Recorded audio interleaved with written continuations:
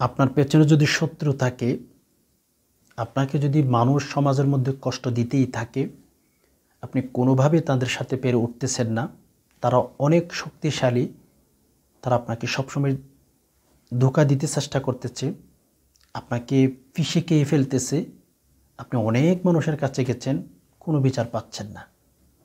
আপনি কি সেরকম ব্যক্তির ভেতরে একজন? আপনার পেছনে শত্রু ছাড়ার কিচ্ছু নাই, আপনাকে শত্রু তিলে তিলে তিলে ধ্বংস করে দিচ্ছে? তাহলে একটু থামুন ভাই, আমি কোরআনুল কারীম থেকে ছোট্ট একটি আমল শিখিয়ে দেব। আল্লাহ পাক রব্বুল আলামিন আসমান থেকে ফাইসালা করে দিবেন, যেটা আপনার জন্য কল্যাণ হয়।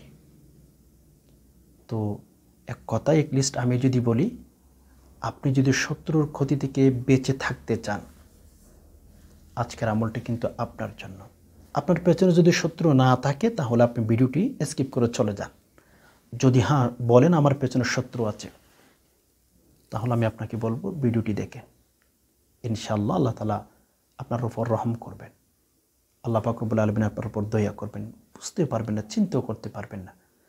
তো যাই হোক, সম্মানিত দিনী ভাই বোন, আসুন আমি একেবারে সহজ আপনারা যেন বুঝিয়ে দিতে পারেন সেভাবে বুঝিয়ে দেওয়ার চেষ্টা করব।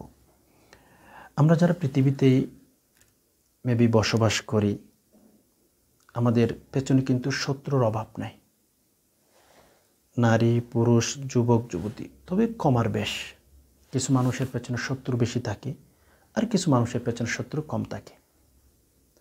আমি আজকের আমলটি শুধু আপনি নিজেকে কিভাবে সেফটি রাখবেন, নিজেকে হেফাজতে রাখবেন, সেই বিষয়টা কিন্তু আপনাকে শেয়ার করার চেষ্টা করব কোরআন হাদিস থেকে।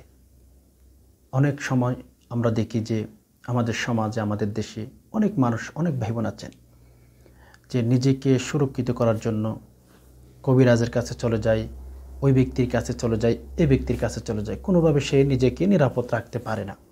দেখা যাচ্ছে দিন শেষে কবিরাজের কাছে গেছেন আর উল্টা আপনার ক্ষতি হয়ে গেছে।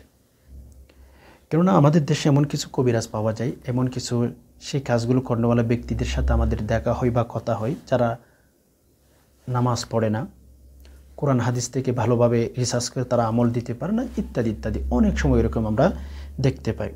তো যাই হোক, সম্মানিত দিনী ভাই বোন, আমি বলবো আপনি যদি নিজেকে শত্রুর ক্ষতি থেকে হেফাজতে রাখতে চান, তাহলে ভাই আজকে একটু সবর করে ভিডিওটি শিখে ফেলুন। পৃথিবীতে বসবাস যারাই করেন, আপনি যদি একটু ভালো করে খেতে চান, ভালো করে চলেন, সমাজের মধ্যে আপনার কিন্তু শত্রুর অভাব থাকবে না। এটি ইতিহাস আমাদেরকে বলে, এটা তারিখের কিতাব পড়লে আপনি পেয়ে যাবেন। যেমন আপনি যদি একটু আপনাকে যদি বোঝার চেষ্টা করি, আমাদের রসুল কেমন একজন রসুল একটু চিন্তা করেছেন। মুহাম্মাদুর রাসূলুল্লাহ সাল্লাল্লাহু আলাইহি সাল্লাম, যার নামটা পর্যন্ত উচ্চারণ করলে, মুখ থেকে বের করলে নেকি হয়। কোরআনুল কারীমের মধ্যে আল্লাহ তাআলা নবীজির সম্পর্কে বলেছেন, ওয়ামা আরসালনাকা ইল্লা রাহমাতাল লিল আলামিন। সেরকম একজন মহামানব মুহাম্মাদুর রাসূলুল্লাহ সাল্লাল্লাহু আলাইহি সাল্লামের পেছনে পর্যন্ত মানুষ কথা বলতে চিন্তা করে। অনেক মুনাফিক ছিল, অনেক সিটার ছিল মক্কাতে। নবীজির পেছনে নামাজ পড়তেন, উপরে উপরে অনেক ভালো, নবীজির সামনে অনেক ভালো দেখাইতেন, কিন্তু নবীজির পেছনে আবার বদনাম করত নবীজিকে ধ্বংস করার জন্য। অনেক মুনাফিক ছিল, হাজার হাজার।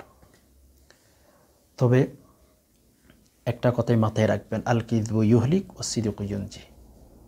সত্য মানুষকে বাঁচায়, মিথ্যা মানুষকে ধ্বংস করে, এটা ইতিহাস সাক্ষী। এর জন্য যতই মুনাফিক মানুষ থাকুক আপনার পেছনে, যতই শত্রু আপনার পেছনে থাকুক, লিস্ট আপনার উপর যদি আল্লাহ তাআলা রাজি থাকেন, তাহলে পৃথিবীর কোনো শক্তি আপনাকে কিছু ক্ষতি করতে পারবে না। উদাহরণ হিসাবে আপনাদেরকে আমি বলতে পারি, রাসূলুল্লাহ সাল্লাল্লাহু আলাইহি সাল্লামকে মক্কার মানুষ, কাফের, দুনিয়া থেকে বিদায়ী করার জন্য চেষ্টা করেছিলেন।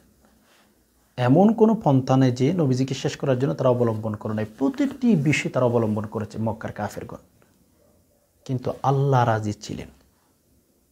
আল্লাহ সুবহানাহু ওয়া তাআলা রাজি থাকার কারণেই আবু জাহেল উতবা সাইবার ইতিহাস মানুষ তেমন পড়ে না আজকে। তাদের ঠিকানা মানুষ ভুলে যাচ্ছে। তাদেরকে অনুসরণ করার মতো মানুষ পৃথিবীতে তেমন একটা পাওয়া যায় না। এই জন্য একটা কথাই মাথায় রাখবেন, মানুষের ক্ষতি করার চেষ্টা করবেন না। যার ক্ষতি করার চেষ্টা করবেন সেই ব্যক্তি ইতিহাস লিখবে, তাকে মানুষ স্মরণ করবে, তাকে মানুষ অনুসরণ করবে। আরেকজনের ভালো দেখে, আরেকজনের উন্নতি দেখে আপনি আরেকজন ভালো চলতেছে, ভালো খাইতেছে, সেগুলো দেখে আপনি কষ্ট পাবেন কেন? আপনি চেষ্টা করেন তার জায়গাতে আপনি যেন যেতে পারেন। আরেকজনের ক্ষতি করার চেষ্টা করবেন না। তারিখের কিতাব পড়েন, ইতিহাস পড়বেন, সেখান থেকে শিক্ষা নেবেন। রাসূলুল্লাহ সাল্লাল্লাহু আলাইহি সাল্লামকে ধ্বংস করার জন্য অনেক চেষ্টা করেছে কাফেরগণ, বাট আজকে তাদেরকে অনুসরণ করানোওয়ালা পৃথিবীতে তেমন মানুষ খুঁজেও পাওয়া যাচ্ছে না। আবু জাহেল নামটা যদি কোনো মুসলমানকে বলা হয়, তোমার একটা সন্তান জন্মগ্রহণ করেছে, বাস তোমার সন্তানের নাম আবু জাহেল রাখো, তোমাকে প্রতি মাসে মাসে বেতন দেব, আমার বিশ্বাস সে যদি মুসলমান হয়ে থাকে, ইমানদার হয়ে থাকে, কখনো তার ছেলের নাম আবু জাহেল রাখবে না। তার ছেলের নাম কখনো আবু জাহেল রাখবে না। এ তো ঘৃণিত আল্লাহ তাআলা মানুষের কাছে করে দিয়েছেন ওই আবু জাহেল নামটা পর্যন্ত। তো দেখেন, এই পৃথিবীতে আবু জাহেলকে অনুসরণ করার মতো মানুষ তেমন পাওয়া যাচ্ছে না। আর যদি এর বিপরীতে বলেন, যেই রসুল মুহাম্মদুর রাসূলুল্লাহ সাল্লাল্লাহু আলাইহি সাল্লামকে ধ্বংস করে দেওয়ার জন্য চেষ্টা করেছিলেন, আজকের পৃথিবীতে আমাদের নবী মুহাম্মদুর রাসূলুল্লাহ সাল্লাল্লাহু আলাইহি সাল্লামকে অনুসরণ করার মতো মানুষের কিন্তু পৃথিবীতে অভাব নাই। আছে কি না আপনি চিন্তা করে দেখেন। পৃথিবীতে এমন কোনো জায়গা নাই যে নবীজির অনুসরণ করেন না। এমনকি নবীজির জন্য জীবন যৌবন দিতে পর্যন্ত প্রস্তুত। এজন্য যাই হোক, শত্রু থাকবে এটা নিয়ে টেনশন করার কোনো কারণ হতে পারে না। সম্মানিত দিনী ভাই বোন, যাদের শত্রু আছে একটু এই কান দিয়ে শুনলে হবে না, দিলের কান দিয়ে শুনতে হবে। আমরা এই কান দিয়ে অনেক কথা শুনি, এদিক থেকে শুনে ওই দিক থেকে বের করে ফেলি, বাট দিলের কান দিয়ে শুনতে হবে যেন বিষয়টা, আমলটা আপনার মনে থাকে। আমলটা করার জন্য আমাদের চারকুল, ওকে, সূরাতুল কাফিরুন, সূরাতুল ইখলাস, সূরাতুল ফালাক, সূরাতুল নাস, এই 4টি সূরা আমাদের সহিশুদ্ধভাবে জানা থাকতে হবে। সহিশুদ্ধ করে, আপনি সহিশুদ্ধভাবে তেলাওয়াত করতে না পারলে প্লিজ আপনাকে বলছি, আপনি আমল করতে পারবেন না। আমল করলেও আপনি ভালো বেনিফিট পাবেন না। এরপর আয়সা 2-1 দিন পর আয়সা কমেন্ট করবেন যে হুজুর এত আমল করেছি কিন্তু কোনো কাজ হয় নাই। আপনাকে বলি, আপনি সহিশুদ্ধভাবে আগে হচ্ছে সূরাগুলো শিখে ফেলবেন, চারকুল, হ্যাঁ, এরপর আমল করবেন, ইনশাল্লাহ ভালো বেনিফিট আপনি পেয়ে যাবেন। আর যদি ভালো বেনিফিট না পান তাহলে আপনার ভুলগুলো আপনি খুঁজে বের করবেন। আসুন আমরা প্রথম নম্বরে 4টি সূরা শিখে ফেলবো। আমি যেভাবে তেলাওয়াত করে দিতেছি ওভাবে শিখে ফেলবেন, এরপর আমল করবেন। খেয়াল করুন আমি কিভাবে তেলাওয়াত করতেছি, আমি স্ক্রিন উচ্চারণ দিয়ে দিতেছি, হ্যাঁ। বিসমিল্লাহির রহমানির রহিম। قل يا أيها الكافرون لا أعبد ما تعبدون ولا أنتم عابدون ما أعبد ولا أنا عابد ما عبدتم ولا أنتم عابدون ما أعبد لكم دينكم ولي دين. بسم الله الرحمن الرحيم. قل هو الله أحد الله الصمد لم يلد ولم يولد ولم يكن له كفوا أحد. بسم الله الرحمن الرحيم. قل أعوذ برب الفلق من شر ما خلق ومن شر غاسق إذا وقب ومن شر النفاثات في العقد ومن شر حاسد إذا حسد بسم الله الرحمن الرحيم قل أعوذ برب الناس ملك الناس إله الناس من شر الوسواس الخناس الذي يوسوس في صدور الناس من الجنة والناس এইভাবে আপনি সূরাগুলো শিখে ফেলবেন আমল করার পূর্বে। হ্যাঁ, সূরাগুলো শেখার পরে আপনি আমল করতে পারেন।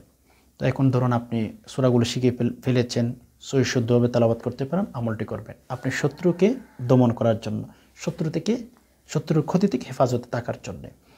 আপনি উযু করে নেবেন, উযু করার পরে আমলটি চেষ্টা করবেন রাতে ঘুমানোর পূর্বে কিংবা ফজর নামাজের পরে, এই দুইটার সময় আমলটি করার চেষ্টা করবেন। উযু করে নিলেন, কিবলামুখী হয়ে বসলেন, 3 বার ইস্তিগফার, আস্তাগফিরুল্লাহ আস্তাগফিরুল্লাহ আস্তাগফিরুল্লাহ, অথবা আপনি যে কোনো ইস্তিগফার পাঠ করতে পারেন।